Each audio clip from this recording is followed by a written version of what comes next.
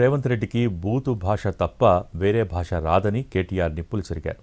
ఆయన కట్టే వ్యక్తి కాదని, కూలగొట్టే వ్యక్తిని విమర్శించారు. మంత్రులు వివేక్, పొంగులేటి, పట్నం మహేందర్ రెడ్డి ఇళ్లు హైడ్రాకు కనిపించడం లేదా అని ప్రశ్నించారు. 2000 పెన్షన్ చేసి 4000 చేస్తాను కదా, ఏది అంటే ఆయనకు వచ్చింది ఒకటే ఒక్క భాష. ఇంగ్లీషు రాదు, తెలుగు రాదు, హిందీ రాదు, బూతులు వచ్చు. కేవలం బూతుల భాష. పోనీ తెలుగు అన్న చక్కగా వస్తుందా అంటే తెలుగు కూడా చక్కగా రాదు, బూతులు మాత్రం వచ్చు. నువ్వు గట్టిగా అడిగినావు అనుకో, ఏమైనా 4000 పెన్షన్ అంటే నీ లాగులో తొండలు ఇడుస్తా. 2500 ఏదయ్యా బాబు నువ్వు చెప్తివి కదా అంటే నీ గుడ్లు వీకి గోటీలు ఆడతా. రైతు బంధు ఇస్తా అంటివి కదా, ఏమైందా స్వామి అంటే నీ పేగులు తీసి మెడలు వేసుకుంటా. ఇంకో డైలాగ్ నేర్చుకున్నాడు, పండబెట్టి తొక్కుతా. నిజంగానే పండబెట్టి తొక్కుతున్నాడు, కరెక్టే. ఎవరికి తొక్కుతున్నాడు? మొత్తం రియల్ ఎస్టేట్ను వండబెట్టిండు, మొత్తం మీ రంగారెడ్డిలో తొక్కుతున్నాడు. ఇది వాస్తవం. రియల్ ఎస్టేట్ను పండబెట్టిండు, తొక్కుడు తొక్కుతున్నాడు 2 ఏళ్ళకి వెళ్ళి.